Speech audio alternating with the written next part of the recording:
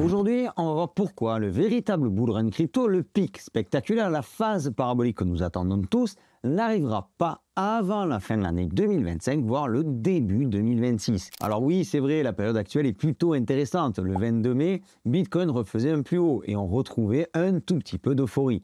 Pourtant, les altcoins restent toujours collés au plancher. On ne peut pas dire qu'il y ait vraiment une très grosse explosion. Cette vidéo, ça fait quelques temps que je t'en parle sur la chaîne. Alors la voici et je vais te démontrer pourquoi il va falloir encore un petit peu patienter. Si tu ne veux pas rater nos futurs contenus, abonne-toi, c'est par ici, et active la petite cloche. Il y a plusieurs arguments qui plaident en la faveur d'une explosion du marché crypto pour la fin de l'année 2025. On va commencer par une analyse que tu as peut-être vu passer sur notre Telegram. On va y aller crescendo, je vais appuyer ma théorie avec des arguments de plus en plus pertinents. Alors reste bien jusqu'à la fin de cette vidéo. Et si jamais tu veux un complément d'information, tu as cet article sur Crypto News qui te donne aussi des datas intéressantes. Alors on va le détailler rapidement avant d'aller sur cette fameuse analyse que j'ai postée sur Telegram, parce que ça apporte aussi de l'eau à notre moulin. Bitcoin défend les 100 000 $, les indicateurs à surveiller pour un nouvel ATH. Dans la première partie, le journaliste nous parle de l'afflux de liquidités sur les ETF Bitcoin. On le voit clairement, les bougies vertes sont les flux entrants et les bougies rouges sont les flux sortants. Même si on semble marquer une pause depuis ces derniers jours, on est quand même globalement sur des flux entrants, sur une tendance globale à l'achat. Ensuite, on peut lire un paragraphe sur le halving qui nous permet de nous situer dans le temps. Ça, je pense que c'est tout à fait vrai et ce sera l'objet de mon dernier exposé dans cette vidéo. On ira détailler un petit peu plus cette histoire de halving et de timing. Ici, on voit les différents cycles du Bitcoin avec en orange le premier cycle, en rouge le deuxième, en bleu le troisième et en vert le quatrième cycle, actuellement le cinquième cycle. Première chose que l'on peut remarquer, c'est que l'explosion du Bitcoin se fait à chaque fois de moins en moins importante. Et pour les autres points, comme je te le disais, on verra ça en fin de vidéo. L'auteur de l'article nous parle également du NUPL, qui est un indicateur pour surveiller la pression vendeuse sur Bitcoin. En fait, dès qu'il se met en zone haute, c'est-à-dire vers le vert foncé, vers le bleu, ça indique qu'on est sur un top de marché et donc il faut sortir à ce moment-là du marché. Tu vois qu'aujourd'hui, ce n'est pas encore le cas. Et pour finir, on a quasiment la même data avec le MVRV Z-Score qui nous indique un top de marché lorsqu'il est entre 7 et 9. Ici, il est représenté par la ligne orange. Donc, tu vois qu'on est encore loin de cette fameuse zone des 7 à 9.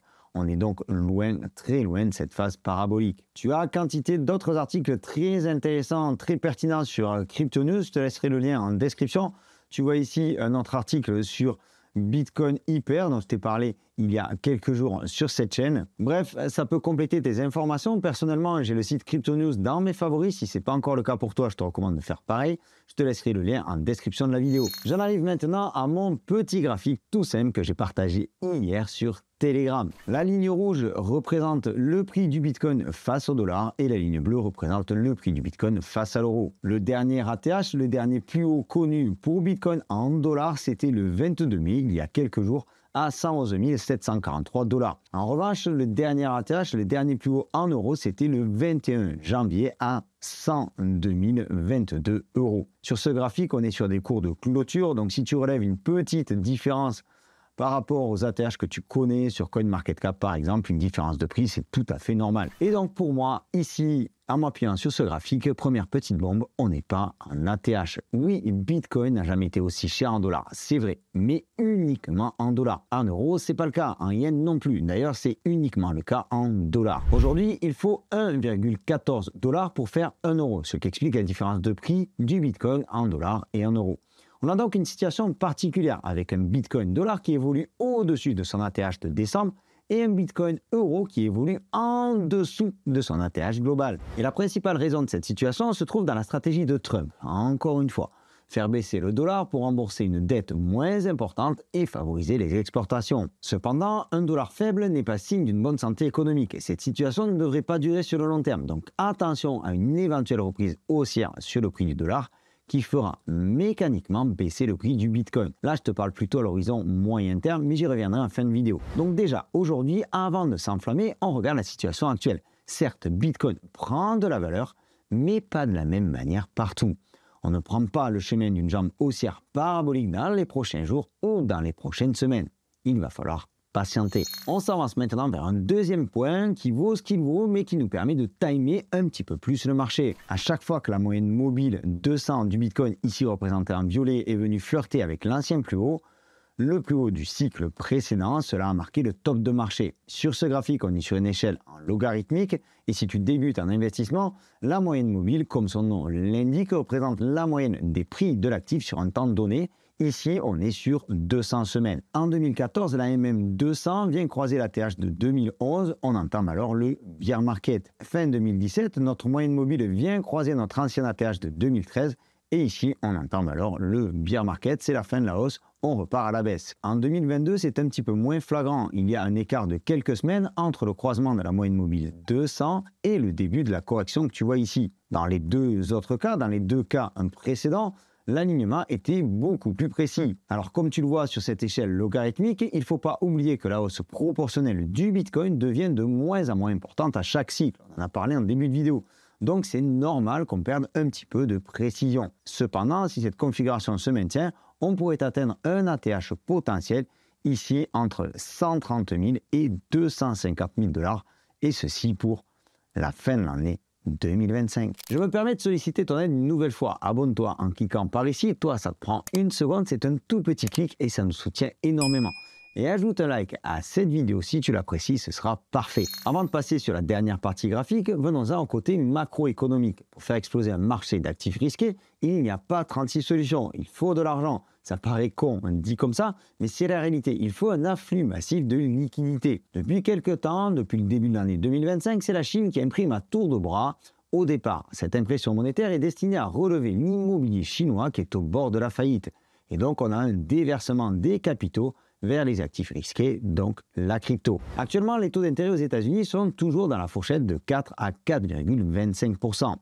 Seulement voilà, les droits de douane de Trump et sa politique globale sont pleinement orientés dans le but de faire baisser ces taux d'intérêt. Parce que s'il y a une baisse des taux d'intérêt, alors Trump pourra emprunter à moindre coût pour rembourser la dette américaine qui devient absolument colossale. Oui, je sais que rembourser un prêt avec un autre prêt, c'est une mauvaise idée. Et ça, c'est le système économique actuel. Et c'est d'ailleurs pour ça que nous, on est dans la crypto. Bref, l'actuel président de la Fed devrait être remplacé très prochainement. Et nul doute que Trump va mettre une sacrée pression sur ce nouvel arrivant pour qu'il baisse les taux d'intérêt. Cependant, il ne peut pas faire de miracle. Une baisse des taux, c'est aussi un retour de l'inflation pour les consommateurs américains. Il faut donc un juste équilibre.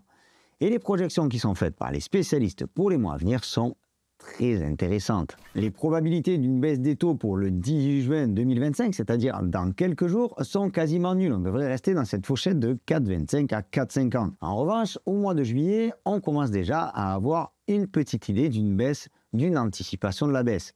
Cependant, la véritable baisse des taux d'intérêt et donc la création de liquidités devrait arriver vers la fin de l'été, vers le début de l'automne. Les analystes prévoient une baisse des taux d'intérêt de 4% à 4,25% à hauteur de 52% de probabilité pour ce mois de septembre 2025. Et baisse qui devrait se confirmer encore le 29 octobre 2025. Ici, 46% de chance d'avoir une petite baisse et 28% de chance d'avoir une baisse nettement plus importante. On devrait donc avoir cette fameuse baisse du loyer de l'argent et donc un afflux de liquidités vers les actifs risqués. Logique pour les investisseurs, si le rendement de ton livret A vient encore à baisser, à un moment ou à un autre, tu vas retirer ton argent et te tourner vers des actifs qui rapportent davantage, comme la bourse ou la crypto. Cet afflux de liquidités dont je te parlais il y a un instant arrivera donc après la baisse des taux, c'est-à-dire, comme tu l'as vu, vers la fin de l'année 2025. Venons-en maintenant au dernier point. On va s'appuyer sur les données passées pour aller chercher une temporalité future.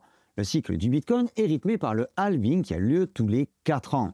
Le halving, c'est le moment où les récompenses des mineurs, ceux qui créent de nouveaux Bitcoins et qui valident les transactions, sont diminuées de moitié. Entre le premier halving et le plus haut suivant, il s'est écoulé 366 jours. Entre le deuxième halving et le plus haut qui a suivi, donc en décembre 2017, il s'est écoulé 487 jours. Ensuite, entre le halving du 11 mai 2020 et le plus haut du 8 novembre 2021, il s'est écoulé 518 jours. Tu vois qu'à chaque fois, on a un allongement entre le halving et le plus haut du Bitcoin. Et si on calcule par rapport au précédent halving, quelle serait la date du prochain plus haut de Bitcoin, on a 550 jours entre le halving que l'on a connu le 15 avril 2025 et la probabilité d'un nouvel atterrage sur le Bitcoin, c'est-à-dire le 20 octobre 2025. Cette conclusion-là paraît assez évidente. Entre chaque halving et le futur ATH, on a à chaque fois un allongement. Cette vidéo aujourd'hui, j'ai pris beaucoup de plaisir à la réaliser. J'espère qu'elle t'aura plu et laisse-moi en commentaire ce que tu penses de toute cette projection-là. Pour moi, il n'y a absolument aucun doute. L'impression monétaire arrive pour la fin de l'année.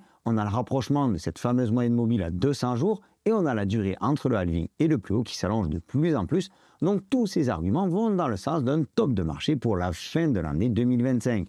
Que ce soit le 20 octobre ou dans cette idée-là. Ce qui ne veut pas dire qu'on va s'empêcher de monter ou qu'on va plonger d'ici là.